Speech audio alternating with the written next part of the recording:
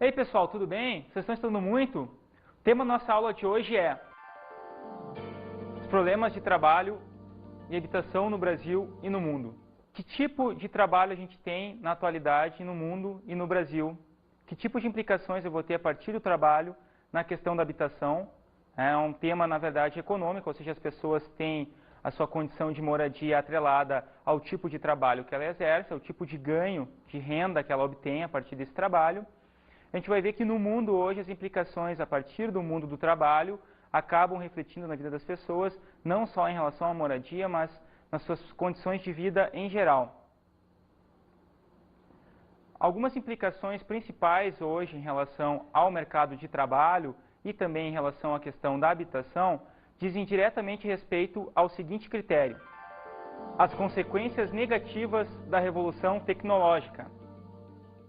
A revolução tecnológica, período conhecido hoje, principalmente no meio geográfico, no meio acadêmico da geografia, período conhecido como meio técnico, científico, informacional, acabou condicionando a humanidade, no atual momento, no atual período, a um complexo sistema de trabalho, um complexo sistema onde cada vez mais as novas tecnologias acabam reduzindo os postos de trabalho, principalmente a partir de uma mecanização e robotização nas linhas de montagem, tanto nas grandes indústrias quanto nas pequenas e médias. Enfim, ocorre toda uma escala de produção a partir de centros de tecnologia espalhados principalmente pelos países ricos, os países desenvolvidos, e depois essas novas tecnologias do trabalho são repassadas para os países periféricos. Então a gente vai ter o quê?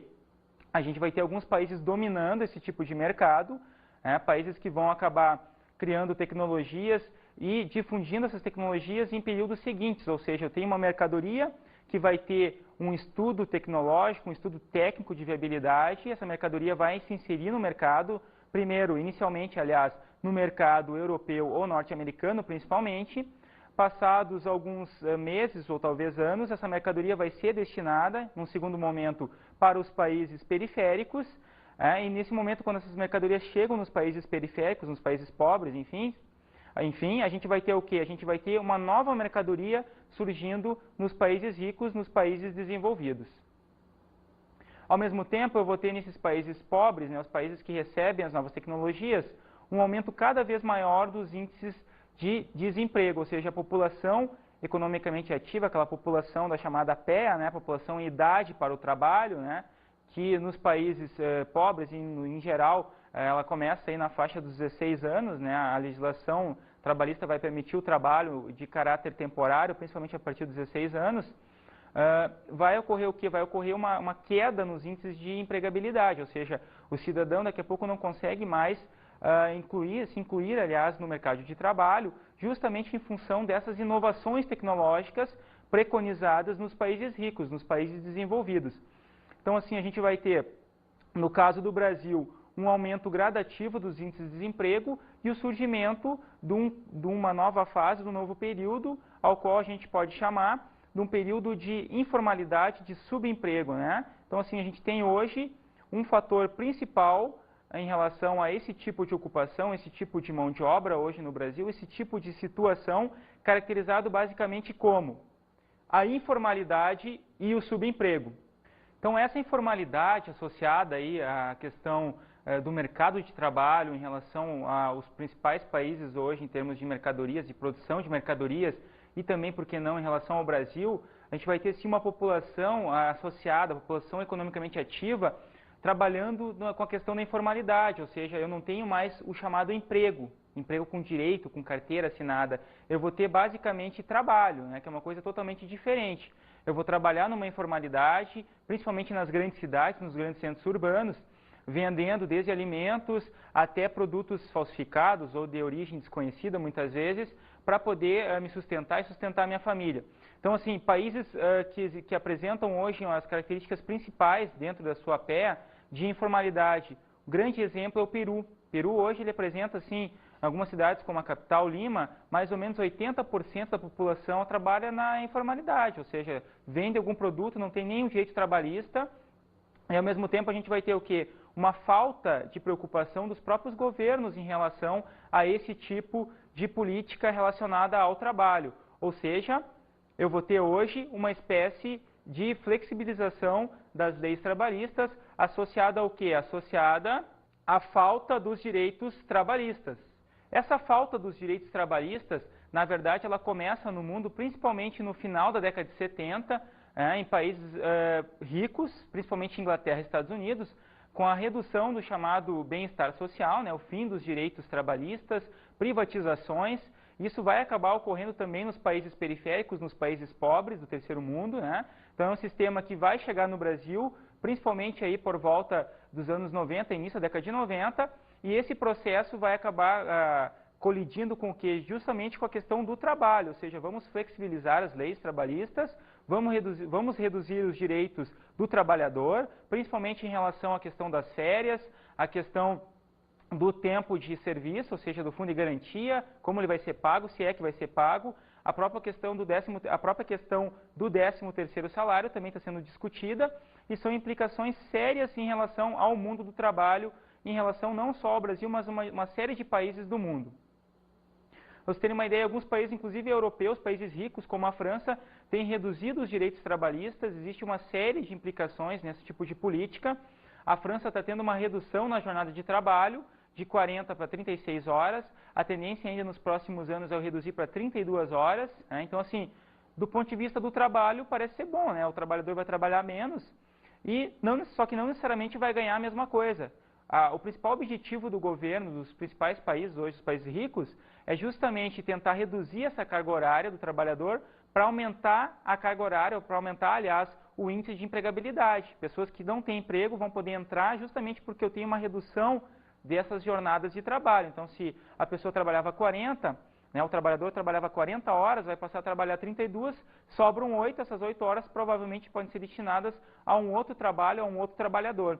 Então, essa é uma nova política hoje em relação ao trabalho, que não está restrita apenas a países ricos e também ela está presente, muito presente em países periféricos, em países pobres.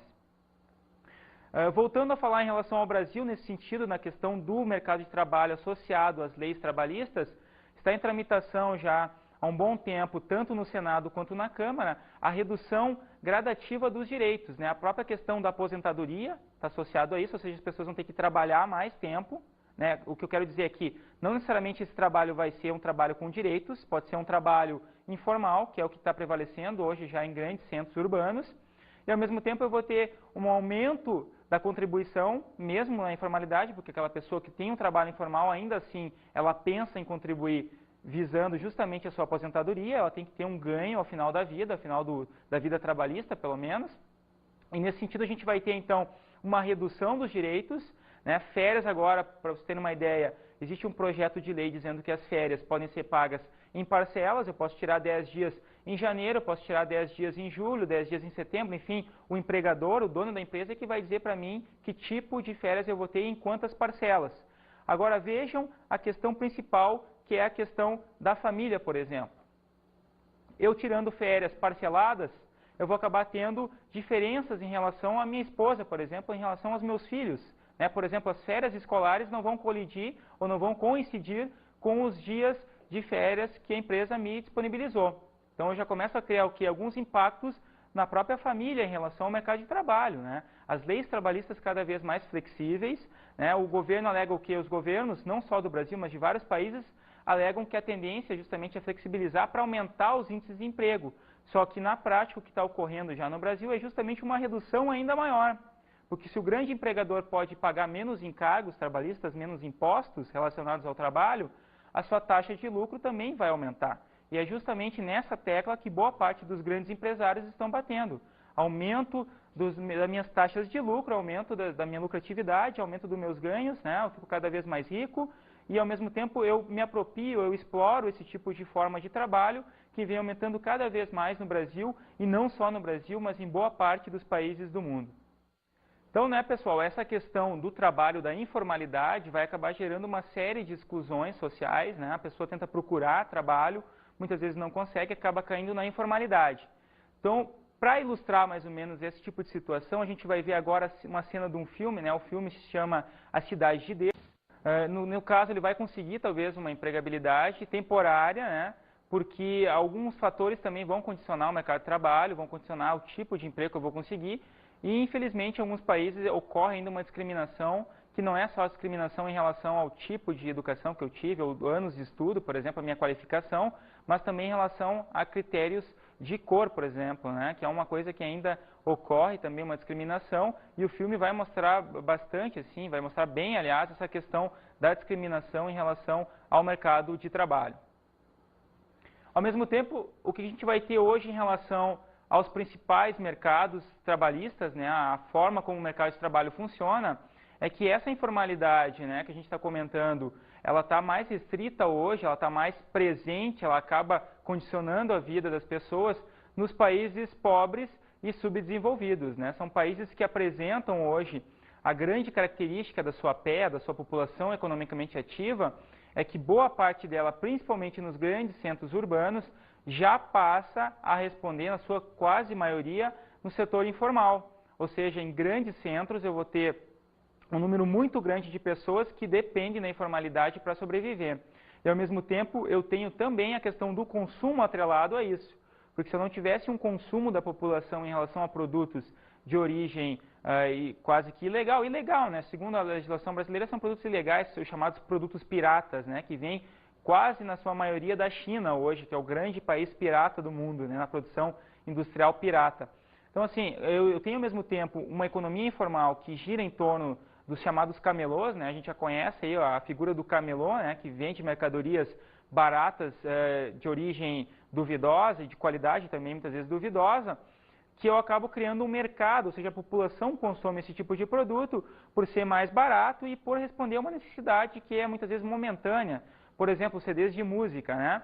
Então eu vou ter muita gente trabalhando nesse tipo de mercado, né? Muitas vezes ganhando salários nem tão condizentes com o tempo de trabalho, são jornadas estressantes. Para vocês terem uma ideia, esse tipo de trabalhador não tem uma jornada definida, ele pode trabalhar um dia talvez 8 horas, e daqui a pouco, dependendo do movimento, por exemplo, em épocas de festas natalinas, por exemplo, ele vai chegar a trabalhar de 12 a 15 horas fácil. Por quê? Porque ele precisa ter um ganho, e esse ganho dele, na questão da informalidade, vai se dar principalmente a partir do tempo de trabalho. Ou seja, quanto mais ele trabalha, maiores são as suas chances, as suas possibilidades de lucros, de ganhos, enfim, de ter uma renda no final do mês que permita as suas necessidades assim serem sanadas, né? Então, nesse sentido, eu vou ter cada vez mais um aumento da informalidade nos países pobres e subdesenvolvidos, uma coisa a ser pensada principalmente a partir do quê? A partir de uma inclusão que deve ocorrer. Porque ao mesmo tempo que eu não tenho essas pessoas trabalhando com seus direitos, eu também não vou ter o público consumidor que consome esses produtos, obviamente, comprando na economia formal. Então, vou ter um impacto justamente na questão dos impostos nos países pobres e subdesenvolvidos, principalmente. O grande reflexo dessa política preconizada nos países pobres e subdesenvolvidos é a grande concentração de desempregados. Ou seja, eu vou ter nos grandes centros urbanos hoje, nos países pobres e subdesenvolvidos, um grande exército de mão de obra, né, de reserva, que a gente chama. São pessoas que não têm ocupação, não têm emprego, né, fato verificado hoje, principalmente no primeiro dia aí de trabalho normal, né, que é a segunda-feira, principalmente, quando grandes exércitos de populações desempregadas vão procurar os seus empregos, né, vão pegar os classificados de emprego dos jornais, vão buscar no próprio sistema governamental, a partir das vagas destinadas em agências de fomento, de busca de emprego, enfim, para tentar a sua colocação. Então, assim, cada vez assim, aumenta mais o número de pessoas que perdem emprego, né, perdem o seu emprego, aliás, e tentam buscar uma recolocação, mas muitas vezes a sua tentativa é frustrada. Por quê? Porque a competição é cada vez maior. Existem hoje, para vocês terem uma ideia, no mercado de trabalho, pessoas com alta qualificação, pessoas com nível superior de qualificação, né, com uma capacitação muito boa, que estão desempregadas ou que estão exercendo funções que ganham bem menos em relação à sua qualificação, né, sem querer discriminar, dizendo que uma profissão é melhor que a outra, mas existem casos característicos de, por exemplo, engenheiros trabalhando como taxista, né? Ou pessoas, ou médicos, no caso, trabalhando no comércio, enfim, ele não foi preparado para isso, ele não investiu na sua qualificação para trabalhar nessa profissão e justamente para ganhar menos também, né? Então, hoje é cada vez maior o número de pessoas no mercado de trabalho que tentam uma recolocação, né, tentam buscar uma recolocação e tem suas iniciativas, digamos que decapitadas, né? Essas tentativas são inválidas, elas são negativas, porque o próprio sistema não consegue absorver todo o número de pessoas que necessitam de emprego. Mas quais são as causas da falta de emprego? Por que as pessoas não têm uma colocação no mercado? Por mais que elas tenham uma qualificação, elas tenham estudado, elas tenham buscado se qualificar para tentar se inserir nesse mercado. Justamente porque ocorre no Brasil uma política hoje de redução dos postos, principalmente porque o setor secundário, isso não é apenas uma característica brasileira, uma característica hoje de boa parte dos países do mundo, que é justamente transferir parte dos empregos do setor secundário, ou seja, das indústrias, para o setor terciário, que na verdade representa o comércio e os serviços. Então assim, a gente vai ter muitas pessoas que estavam empregadas na indústria migrando para o comércio e para os serviços, e isso obviamente vai aumentar as taxas de desemprego, porque a competição também vai aumentar, e assim a gente vai ter poucas pessoas que vão ter a chance de ter uma recolocação ou uma colocação no mercado de trabalho.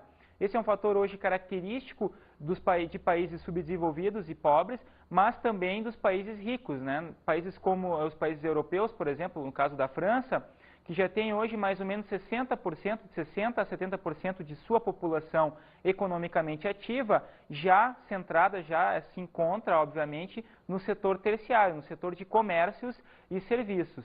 Então, nesse sentido, eu vou ter cada vez mais índices de desemprego, que não são apenas característicos de países pobres subdesenvolvidos. Na Europa, por exemplo, a partir daquelas políticas, né, do chamado fim do bem-estar social, as políticas neoliberais, eu vou ter cada vez mais um número maior de pessoas que não têm ocupação, que não têm emprego e que vão acabar, de alguma forma, ficando marginalizadas em relação ao sistema econômico e vão acabar, em muitos casos, morando na rua.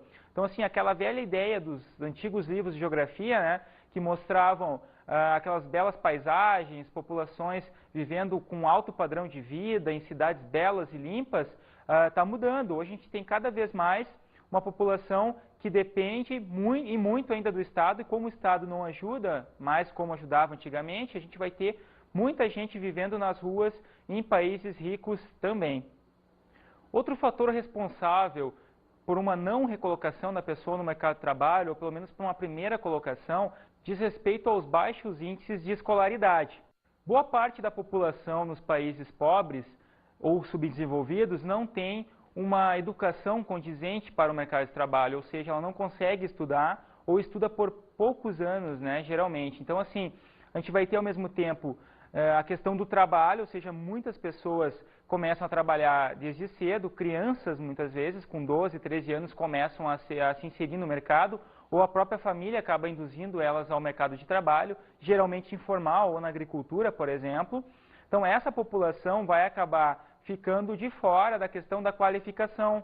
Ela não vai estar na escola, não vai conseguir fazer uma faculdade, por exemplo, isso é quase impossível hoje, né? Boa parte dos países pobres, no caso, num país subdesenvolvido como o Brasil, para você ter uma ideia, os índices de escolaridade, ou seja, aquelas pessoas que chegam à universidade, hoje já não é nem de 10%, ou seja, entre 10% a 8% no máximo da população chega ou chegou um dia a frequentar uma universidade. Aí isso vai analisar mais ou menos, se a gente analisar o número de pessoas que concluem essa faculdade, que se qualificam, é cada vez menor, é menor ainda, né? Um índice que não chega aí a 3% da população.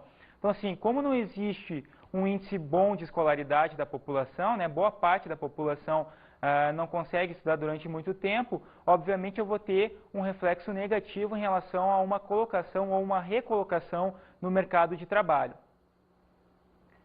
Para você ter uma ideia em relação a esse aspecto ainda, no Brasil, hoje, a população considerada analfabeta beira em torno dos 30 milhões de pessoas, ou seja, a pessoa não consegue nem escrever, não consegue ler coisas mínimas, como é que ela vai se inserir no mercado que exige cada vez mais qualificações, a questão da informática, por exemplo, que hoje é cada vez mais fundamental, e ao mesmo tempo a questão de uma língua estrangeira, no caso o inglês, que hoje está disseminado no mercado de trabalho, essa pessoa não vai conseguir uma qualificação e, no caso, ela vai acabar migrando para o setor informal, vai acabar trabalhando, fazendo serviços informais, sem nenhum direito trabalhista, que é uma das principais características e que tem fundamento, tem função, tem origem, principalmente na questão dos baixos índices de escolaridade verificados, principalmente nos países pobres e subdesenvolvidos.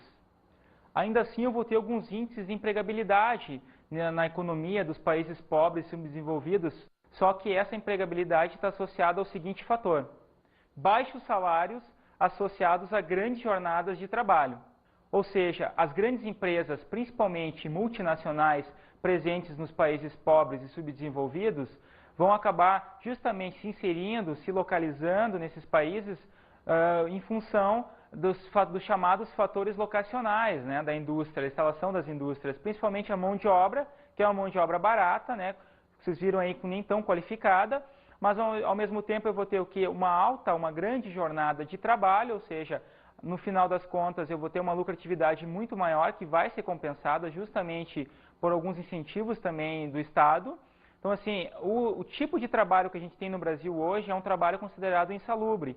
É uma jornada de trabalho que é estressante, e aí tem um fator importante nesse aspecto, né? A gente tem na história da humanidade, principalmente assim, nos últimos 60 anos, né, em relação a essa história, no caso no mercado de trabalho, relacionado ao mercado de trabalho, uma questão quase que mitológica, né? Para a maior parte da população do mundo, a gente acredita ainda que as pessoas, ou o povo, a nação que mais trabalha, no caso, no mundo, são os japoneses. Mas, segundo uma recente pesquisa norte-americana, né, comprovada cientificamente com estudos e critérios técnicos, o país que tem a população que mais trabalha no mundo é a população brasileira. É o Brasil, né, que tem a maior jornada de trabalho e é a população que mais trabalha, que tem a jornada mais estressante também. Então, ao mesmo tempo, eu vou ter esses baixos salários associados também a doenças do trabalho, ou seja, é uma população que trabalha muito, né, por mais que eu tenha uma série de feriados e datas comemorativas no país, ainda assim essa jornada semanal de 40 horas, que nem sempre é cumprida, né, geralmente para mais, as pessoas trabalham para mais, vai acabar levando a uma defasagem também no padrão de vida da população economicamente ativa de países pobres e subdesenvolvidos, como no caso a população do Brasil. Falando um pouco agora da questão do emprego nos países desenvolvidos, o que a gente pode dizer que a partir da década de 70, né, principalmente na Inglaterra e nos Estados Unidos, eu vou ter a instauração de um modelo que vai acabar criando todo um sistema em relação à questão do emprego. Esse modelo está basicamente atrelado aos seguintes fatores, às seguintes ações: as reformas neoliberais e a redução do bem-estar social. Uma reforma preconizada pela Margaret Thatcher, a primeira-ministra inglesa, no final da década de 70, na Inglaterra, e também pelo Ronald Reagan, presidente norte-americano, no início dos anos 80, nos Estados Unidos, obviamente. Esses dois governos buscam reduzir os direitos trabalhistas, criam um sistema neoliberal que preconiza basicamente a privatização do sistema estatal, ou seja, as empresas do Estado devem ser destinadas à iniciativa privada, porque não geram lucros, basicamente, segundo esses dois governantes, e porque empregam muita mão de obra ociosa, pessoas que não fazem muita coisa no trabalho. Então, vamos reduzir esses direitos, vamos acabar com os empregos, vamos privatizar as empresas do Estado. O Estado, no modelo neoliberal, não pode mais se preocupar com a questão da produção. O Estado tem que se preocupar apenas com a questão da economia, ou seja, manter a economia funcionando e socorrer algumas empresas em épocas de crise. Ao mesmo tempo, esse sistema vai acabar criando alguns direitos, ou seja, alguns direitos, uma redução dos direitos, na verdade, em relação aos países desenvolvidos, países ricos em geral. A gente vai ter o que, principalmente a partir desse período da Thatcher e do Reagan, a gente vai ter uma jornada de trabalho que ao mesmo tempo pode ser aumentada em alguns países, como no caso da Inglaterra, e pode ter uma redução em países como a França, por exemplo. Há aí, nesse sentido, uma contradição, né? Só que, no fundo, a gente vai ter o quê? Em países onde aumenta a jornada, a gente vai ter, ao mesmo tempo, um aumento do tempo de serviço nesses países, né? Então, assim, a população vai trabalhar mais tempo, né? Vai levar mais tempo na sua jornada e vai levar também mais tempo para se aposentar. Isso é uma coisa que começa na Inglaterra e depois se expande pelo mundo todo, né? É um projeto neoliberal que hoje não respeita mais fronteiras, é um projeto que já é considerado global e que tem sérios impactos na Europa, principalmente em relação à questão do emprego e à questão do consumo, que está sim associada à questão do tipo de emprego que eu tenho e do tipo de direito social atrelado a isso, ou seja, é o fim do chamado bem-estar social. Bem-estar social esse que, na verdade, está atrelado aos índices de educação, que também estão sendo reduzidos. A educação em países como a França, até hoje, ela é pública é gratuita, ela tem muita qualidade, só que a partir dessas reformas, o sistema educacional, no caso da França, por exemplo, já começa a ser repensado pelo governo, no sentido de começar, né, a cobrar alguma coisa dos estudantes. Então, a tendência é começar aos poucos a privatizar esse tipo de sistema. O Estado gasta muito com educação, ele gasta muito também com a questão da saúde, né, dentro da questão do bem-estar social, e esses são encargos muito grandes, assim, em termos de orçamento para os países ricos, né? Então, a gente tem uma redução hoje em relação a esses países, esses direitos todos, né, adquiridos a partir de grandes conflitos sociais, a partir de grandes revoltas da população, né, que a grandes custos a população começou a ter direitos à educação de qualidade, à saúde de qualidade, e que hoje cada vez mais estão sendo reduzidos e estão gerando uma série de excluídos, inclusive nessas populações. Ou seja, a questão do mundo do trabalho, a questão da finalização dos direitos trabalhistas não está mais atrelada à questão dos países pobres e sim também aos países desenvolvidos, aos países ricos. Vamos falar um pouco agora sobre desemprego crescente e xenofobia nos países desenvolvidos. Os países desenvolvidos hoje apresentam ao mesmo tempo esses índices de desemprego aumentando, né, a partir dessas reformas neoliberais, do fim do bem-estar social, né, do chamado fim do bem-estar social, e ao mesmo tempo eu vou ter o quê? Um índice crescente de xenofobia, porque se aquele emprego que na década de 80 não me interessava, eu como cidadão alemão, por exemplo, eu não queria trabalhar como garçom, né, que era uma profissão que era considerada inferior dentro das classes sociais da Alemanha. Então, assim, eu vou, a partir desse fim de bem-estar social, final da década de 90, quando começa a ter uma defasagem muito grande na Europa, eu vou começar a buscar novamente esse tipo de ocupação. Só que esse tipo de ocupação, anteriormente, era feito, na verdade, eu tinha uma empregabilidade de populações migrantes, que não eram europeias, muitas delas, né? A gente tem muita gente da África, muitos países africanos que mandavam mão de obra barata para a Europa. Nós tínhamos latinos, né, brasileiros, enfim, mexicanos que iam trabalhar na Europa. E esse tipo de população vai acabar sendo discriminada justamente a partir de um fator dizendo assim, mais ou menos, vocês estão roubando nosso emprego, vocês têm que sair do nosso país, e aí vão começar a surgir uma série de movimentos, desde movimentos neonazistas, né, que tentam buscar o quê? A questão de expulsar os imigrantes, né, no sentido de dar novamente possibilidades de emprego para essa população que teve uma redução, sim, dos seus direitos trabalhistas e, por que não, dos seus direitos sociais atrelados àquela velha questão do fim do bem-estar social. Grande concentração no setor terciário da economia. Um outro fator importante para mostrar o atual processo de desemprego também, por que não, nos países ricos ou nos países subdesenvolvidos, diz respeito a essa migração que ocorreu basicamente a partir da década de 70 e hoje atingiu seu auge, quando boa parte da população empregada em indústrias, setor secundário, obviamente, da economia, passa a migrar para o setor terciário, setor responsável pelo comércio, né, setor responsável pelo comércio e pelos serviços. Então, essa população, no momento que migra, acaba inchando, digamos assim, esse setor. Vamos ver agora os problemas relacionados à habitação. Mas antes de tratar desse tema, vamos ver uma enquete aí na rua pedindo a opinião da população sobre esses problemas, ver se realmente a população entende, ou pelo menos sabe algumas causas relacionadas aos problemas da habitação. Roda aí. E vocês viram aí, né, pessoal, a população tem opiniões diversas em relação à questão dos problemas relacionados à habitação no Brasil, mas boa parte, assim, vai ver hoje que a questão, principalmente do surgimento de moradias irregulares, está associada, assim, à questão da desigualdade econômica e social presente principalmente em países pobres e subdesenvolvidos. Vamos ver agora as principais causas e consequências dos problemas relacionados à habitação. Falta de políticas públicas. Prioridade para a construção de condomínios de luxo. Surgimento de moradias irregulares. As favelas. E aumento da violência urbana.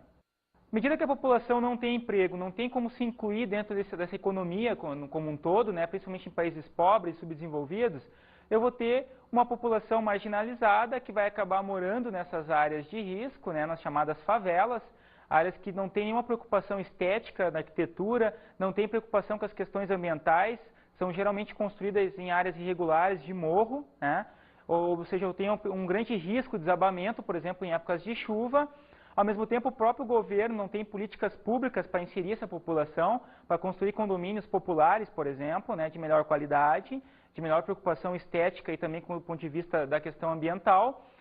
E eu vou ter também uma prioridade no Brasil hoje, e não só no Brasil, mas nos principais países pobres, subdesenvolvidos, com a questão dos condomínios de luxo, né, pessoal? Ao mesmo tempo que eu tenho um grande exército de pessoas desempregadas, eu tenho ainda uma grande elite nesses países, né, uma elite dominante que concentra boa parte da renda e que vai acabar sendo o centro das atenções das principais construtoras, né, das principais incorporadoras que são responsáveis pela construção de condomínios de luxo, de apartamentos aí que custam 1 a 2 milhões de reais na média, para vocês terem uma ideia, né? Existem pessoas que têm esse poder aquisitivo para gastar num apartamento de luxo ou numa casa de luxo, enfim. Então, assim, existe uma grande concentração em relação ao capital e uma prioridade das grandes empresas, da construção civil, no caso, em relação a esse tipo de público.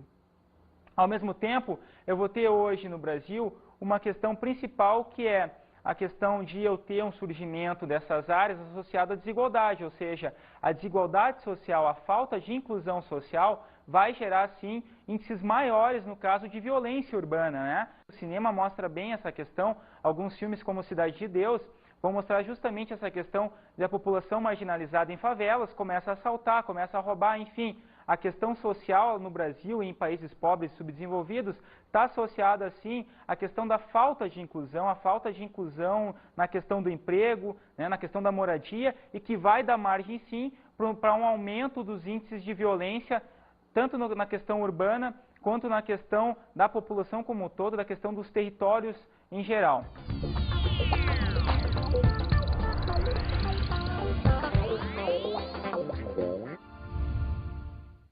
Bem, pessoal, uma dica de estudo importante para a questão das moradias, a questão do trabalho, enfim, tanto no Brasil quanto no mundo, é o filme Cidade de Deus, de Fernando Meirelles, da distribuidora Lumière. Um filme que vai mostrar basicamente a questão da marginalidade no Brasil, né, em relação às favelas, surgimento das favelas, a questão do mundo do trabalho, ou seja, aquela pessoa favelada que mora na favela, que vai acabar sendo discriminada, que não vai conseguir uma inserção no mercado de trabalho e que de alguma forma vai acabar partindo para o mundo da violência, para o mundo do tráfico de drogas. Né? Um filme importante para mostrar essas questões. Espero que vocês tenham gostado da nossa aula de hoje. Bons estudos e até a próxima.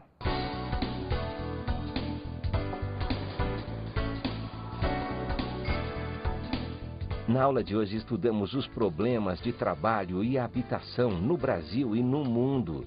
Vimos então aí as questões relacionadas ao mundo do trabalho nos países ricos, né, nos países desenvolvidos e também nos países subdesenvolvidos, em relação a essa questão toda das reduções, né, em relação aos direitos trabalhistas, a questão da falta de moradia decorrente disso, a questão da falta de um certo bem-estar social, né, há uma redução desses direitos, principalmente nos países ricos, e essas implicações todas vão acabar gerando uma série de conflitos dentro das populações, com surgimento, no caso de favelas, de áreas de risco, por exemplo, e que vão dar margem, sim, para um aumento maior ainda dos índices de violência nesses países pobres ou subdesenvolvidos, nesses países pobres ou subdesenvolvidos.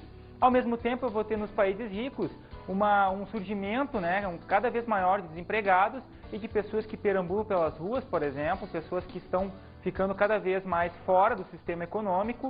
Então a gente vai ter uma série de implicações em boa parte dos países do mundo na atualidade.